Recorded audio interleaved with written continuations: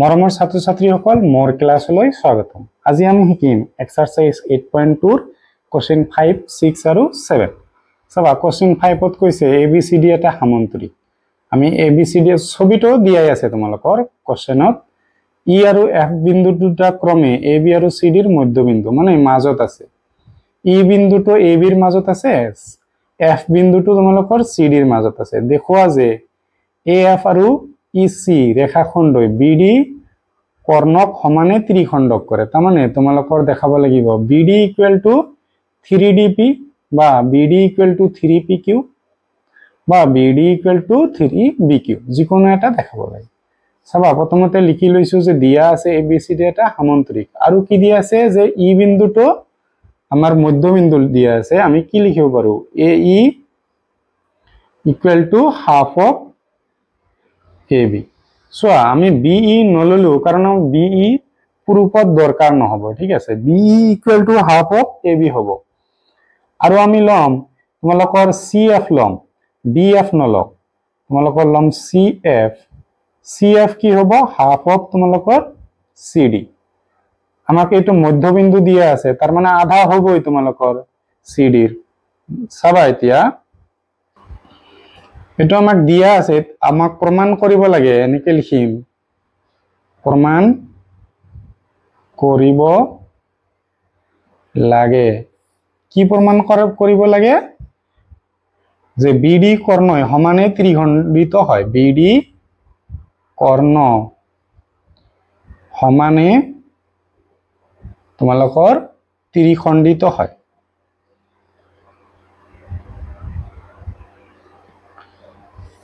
চাবা প্ৰমাণটো আমি জানো যে আমাক প্ৰথমতে দিয়া আছে ABCD এটা সামন্তৰিক। আমি কি জানো যে সামন্তৰিকৰ বিপৰীত বাহু সমান, তাৰমানে আমি লিখিব পাৰো যে AB = CD। কি লিখিব কাৰণ সামান্তৰিকৰ বিপৰীত বাহু কি হয় সমান হয়। সামান্তৰিকৰ বিপৰীত বাহু। এতিয়া AB মানে আমি বহাব পাৰো যে হাফ লৈ ললো, ঠিক আছে। হাফ এটা লৈ ললো, ইয়াৰ লগত মিলাই লম আমি। হাফ ইয়াতেও লৈ ললো, আমি সোঁফালেও লৈ ললো, ঠিক আছে। এতিয়া ইয়াৰ পৰা কি ক'ব পাৰিম হাফ অফ AB মানে আমি কি লিখিব পাৰো AE লিখিব পাৰো আৰু হাফ অফ CD মানে আমি লিখিব পাৰো CF। চাবা তোমালোকৰ কি হল AE এইখিনি আমাৰ CF ৰ লগত সমান হল আৰু সমান্তৰাল হ'বনে নাই কাৰণ আমাৰ দিয়া আছে তোমালোকৰ চোৱা AB সমান্তৰাল তোমালোকৰ CD বা DC। কিয় সামান্তৰিকৰ বিপৰীত বাহু সমান আৰু সমান্তৰাল হয়। সামান্তৰিকৰ বিপৰীত বাহু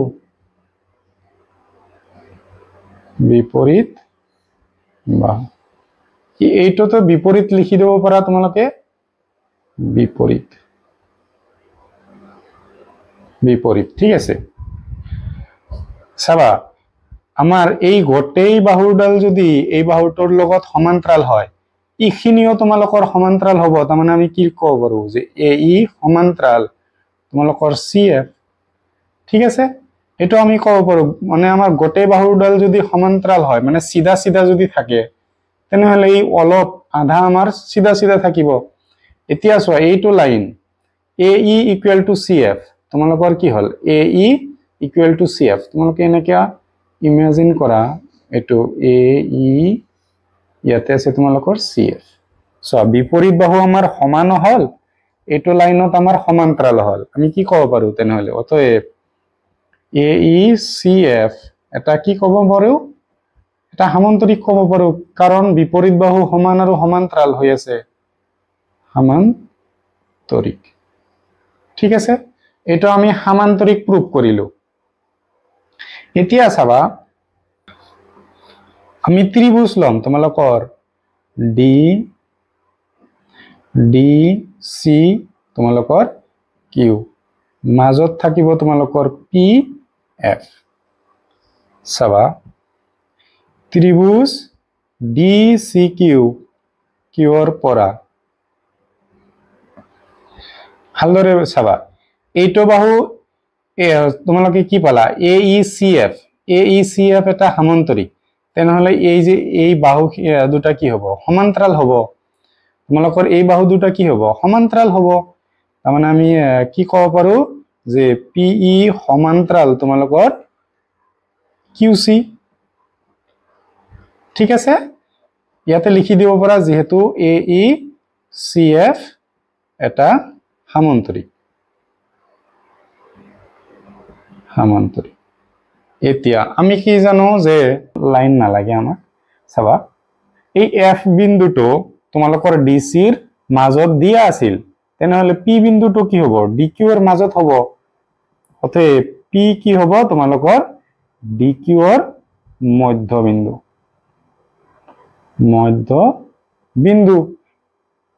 অতএব কি পাবা DP ইকুয়াল টু কি হৈ যাব তোমালোকৰ PQ হৈ যাব হল নেক্সট চাবা আমি ত্ৰিভুজ লম ABP তোমালোকৰ ত্ৰিভুজ লম ABP তোমালোকৰ মাজত থাকিব EQ ত্ৰিভুজ ABP ৰ পৰা কি হ'ব এই আমাৰ দিয়া আছে যে এইটো আৰু এইটো আমাৰ সামান্তৰিক দিয়া আছে তাৰ মানে এইটো বাহু কি হ'ব সমান্তৰাল আমি ক'ব পাৰো AP সমান্তৰাল ক'ব পাৰো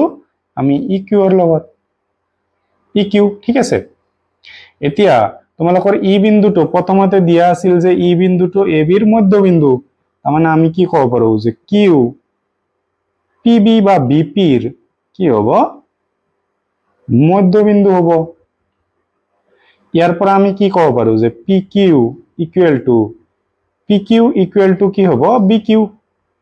আমাৰ মাজত আছে Q বিন্দুটো মাজত আছে যদি তেনেহলে PQ ইকুৱেল টু BQ আমি ক'ব পাৰো এতিয়া চাবা এই অলপ আগতে যে পালো আমি DP ইকুৱেল টু PQ আৰু পালো PQ ইকুৱেল টু BQ এটো সাপোজ 1 নং বুলি দিলু এটো আমি 2 নং বুলি দিলু কি পাম এতিয়া 1 আৰু 2 ৰ পৰা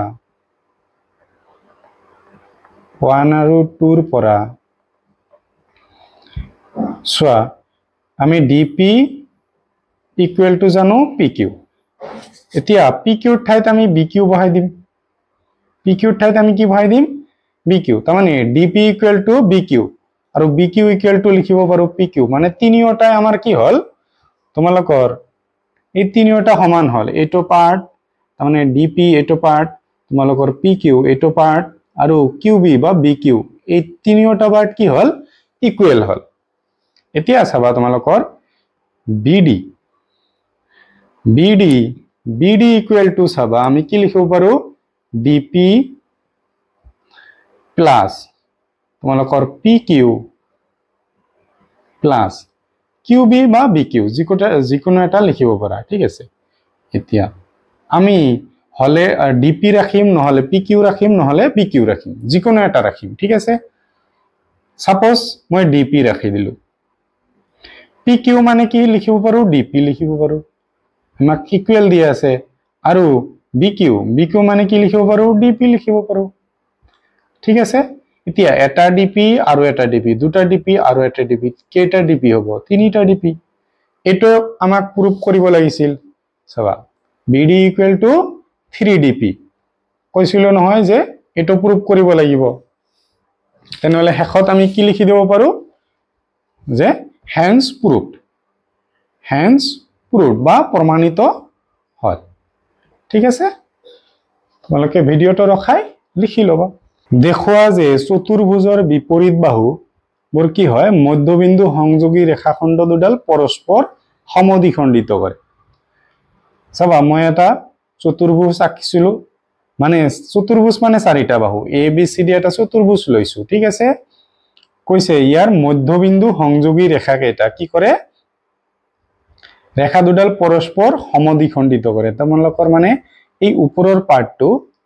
মানে GF কি HFCD আৰু ABFH এটোৰ আমাৰ সমান দেখাব লাগে ঠিক আছে এই দুটা সমান দেখালে আমাৰ হৈ যাব চাবা প্ৰথমতে লিখিম যে let আমি ধৰি লৈছো কাৰণ ABCD ইয়াতে তো আমাক দিয়া নাই ABCD এটা কি হ'ব চতুৰ্ভুজ চতুৰ্ভুজ ঠিক আছে যত তোমালোকৰ AB, BC, CD, তোমালোকৰ DA কি হ'ব DA ক্ৰমে E, F, G আৰু H মধ্যবিন্দু ঠিক আছে তোমালোকৰ এই বাহু কেইটাৰ মাজত তোমালোকৰ কি আছে EF GH আছে ঠিক আছে আৰু মাজত আছে হ'ব এতিয়া চাবা লিখি লম যে প্ৰমাণ কৰিব লাগে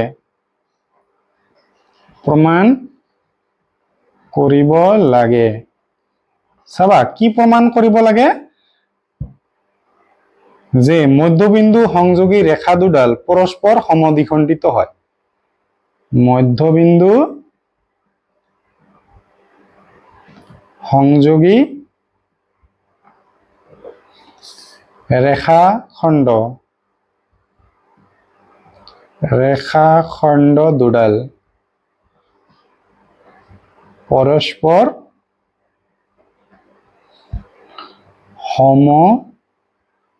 সমদ্বিখণ্ডিত হয় ঠিক আছে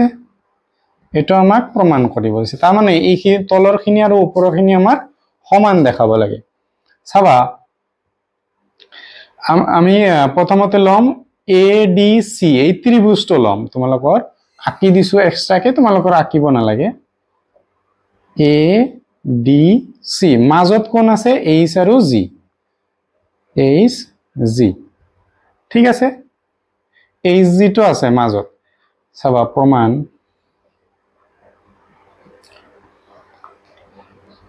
ADC ৰ পৰা ত্ৰিভুজ ADC ৰ পৰা মধ্যবিন্দুৰ উপপাদ্য মতে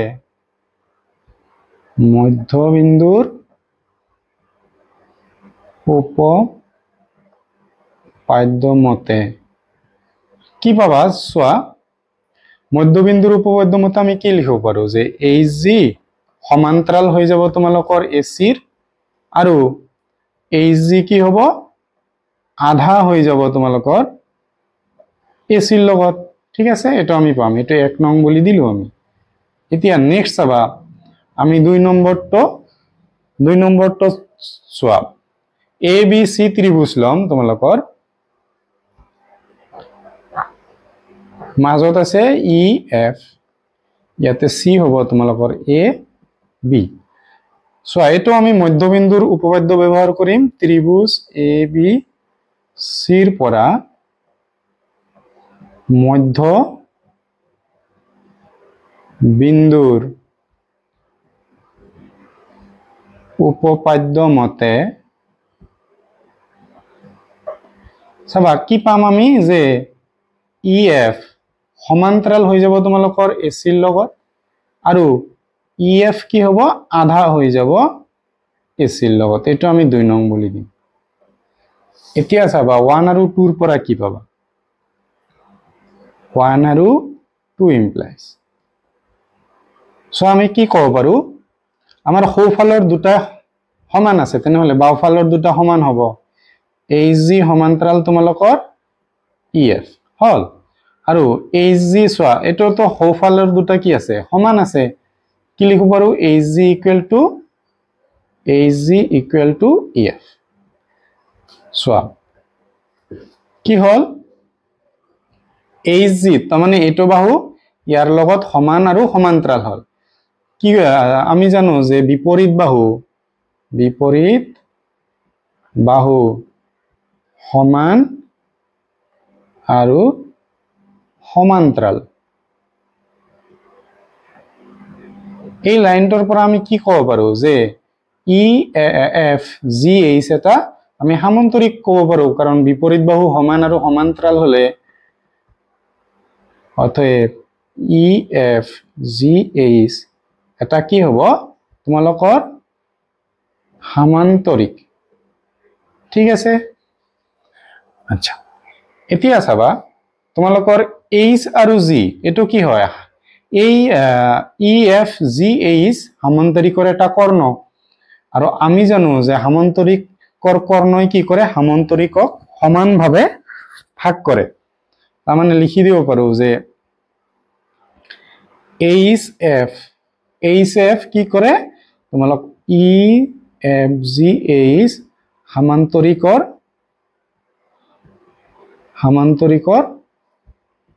কৰ্ণ ঠিক আছে অতএব এইচ এফ এ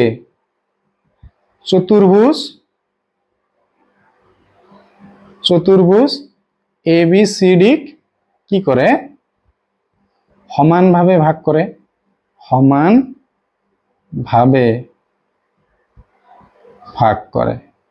হব এটো আমাক প্রুফ করে দিছে যে মধ্যবিন্দু দুডালে কি করে আমার এ বি সি ডি ত্রিভুজক কি করে সমানভাবে ভাগ করে আমি যদি এটো এটা কর্ণ আঁকি দিও তোমালোকৰ এইটো সাইড আৰু এইটো সাইডও তোমালোকৰ সমানভাৱে ভাগ কৰিব ঠিক আছে তোমালোকৰ প্ৰুফটো কমপ্লিট হৈছে তোমালোকে ভিডিওটো ৰখাই লিখি লবা নেক্সট কোশ্চেনটো চাবা কোশ্চেন 7 ত কি কৈছে তোমালোকৰ 7 ত কৈছে যে এ বি সি এটা ত্ৰিভুজৰ সি কোণটো তোমালোকৰ সমকোণ তাৰ মানে এই সি গোটেই কোণটো তোমালোকৰ 90 ডিগ্ৰী বুলি দিয়া আছে এ বি অতিভুজ আৰু কৰ্ণ তোমালোকৰ একেটাই ঠিক আছে এম তো কি কৈছে মধ্যবিন্দু এম ইয়াৰে যোৱা কৈ বিসিৰ সমান্তৰাল মানে বিসি আৰু তোমালোকৰ এমডি কি আছে সমান্তৰাল দিয়া আছে এসিক ডি বিন্দুত কাটে ইয়াতে ডি বিন্দুত কাটিছে তোমালোকে হেটো কৈছে এতিয়া প্রুফ কৰিব দিছে এই তিনিটা মানে ডি বিন্দুটো এসিৰ মাজত আছে এটো মধ্যবিন্দু তাৰ মানে এডি ইকুৱেল টু ডিসি আমাক প্ৰমাণ কৰিব লাগে বা AD equal to CD MD লম্ব এসি তোমালোকৰ এইটো কোণ বা তলৰ কোণটো যিকোনো এটা কোণ 90 ডিগ্ৰী দেখাব লাগে সিএম তোমালোকৰ সিএম এইটো বাহু ইকুৱেল টু এএম এইটো বাহু equal to half of AB দেখাব লাগে চাবা প্ৰথমতে আমি লিখিলম দিয়া কি আছে গিভেন আমাক দিয়া আছে যে ত্রিভুজ এ বি সি এটা ত্রিভুজ দিয়া আছে যত সি কোণটো তোমালোকৰ 90 ডিগ্ৰী দিয়া আছে এম তোমালোকৰ মধ্যবিন্দু দিয়া আছে এম এ বিৰ মধ্যবিন্দু ঠিক আছে আৰু ইয়াৰ পৰা আমি কি ক'ব পাৰিম যে A M equal to B M বা এম বি যেটো লিখা তোমালোক এটো দিয়া আছে আৰু দিয়া আছে যে এম ডি সমান্তৰাল মানে সিধা আছে তোমালোকৰ বি সিৰ লগত হ'ব এই কেইটা বস্তু আমাক দিয়া আছে এতিয়া প্ৰমাণ কৰিব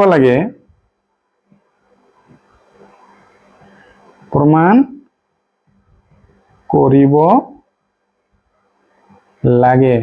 আমাক কি প্ৰমাণ কৰিব লাগে ডি বিন্দুটো এসিৰ মধ্যবিন্দু ডি বিন্দুটো তাৰ মানে কি এডি ইকুয়াল টু ডিসি এনেকুৱা দেখাম ঠিক আছে বা এডি ইকুয়াল টু সিডি এসিৰ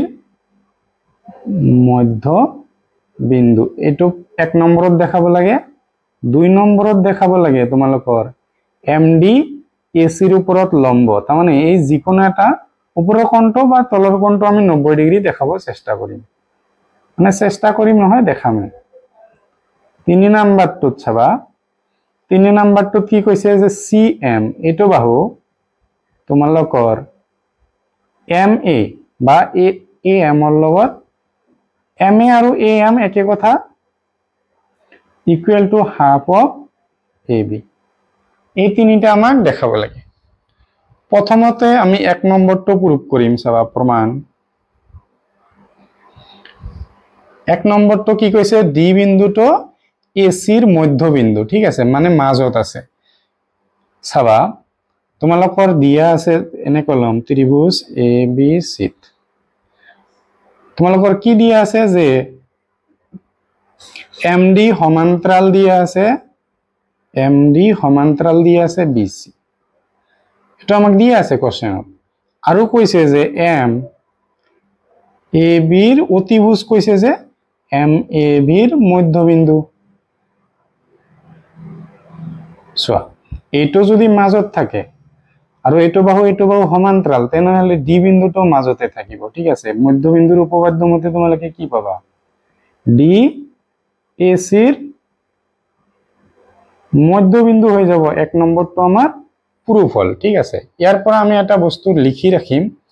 যেহেতু ডি মাজত আছে তেনেহলে আমি কি লিখিব পাৰো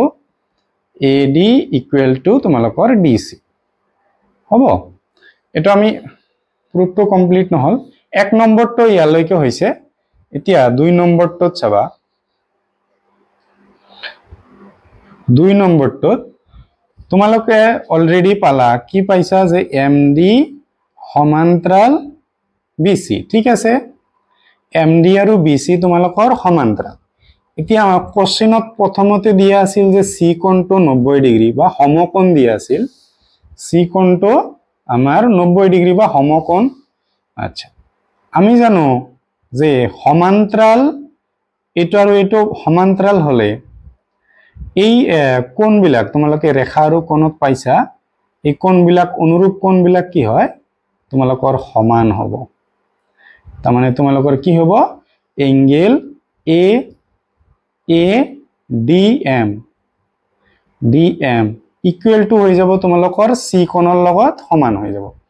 ঠিক আছে তোমালোকৰ ৰেখা আৰু কোণত পাইছা তাৰ মানে এনেকুৱা পাইছা তোমালোকে এটো কোণ ইয়াৰ লগত সমান পাই গৈছা অনুৰূপ কোণ কি লিখিবা অনুৰূপ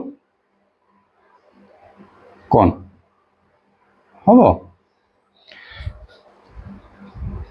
নেক্সট চাবা কি হল তোমালোকৰ এটো অনুৰূপ কোণ হৈ গল আমাৰ 90 ডিগ্ৰী দেখাব লাগে ইয়াৰ পৰা চাবা এংগেল ADM C কোণটো তোমালোকৰ কি দিয়া আছে 90 ডিগ্ৰী তেনেহলে C ইয়াতে C আছে C ঠাইত আমি কি লিখিব পাৰো 90 ডিগ্ৰী আৰু 90 ডিগ্ৰী মানে কি এটো লম্ব হৈ গল তোমালোকৰ MD লম্ব কাৰ ওপৰত AC ৰ ওপৰত এতিয়া চাবা তোমালোকৰ 2 নম্বৰটো প্ৰুফ হল এইটো লাইনৰ পৰা আমি এটা বস্তু লিখি ৰাখিম কাৰণ আমাৰ নেক্সটত কামত আহিব চোৱা ওপৰৰ কোণটো যদি 90 ডিগ্ৰী হয়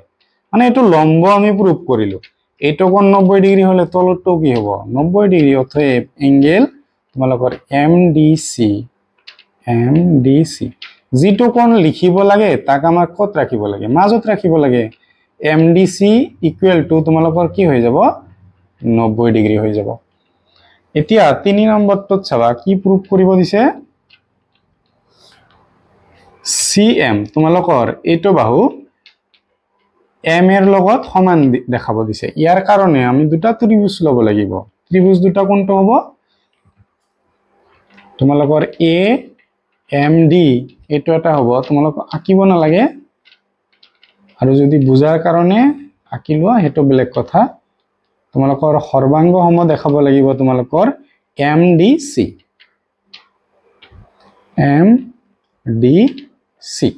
হ'ব এতিয়া চাবা তোমালোকৰ প্ৰথমতে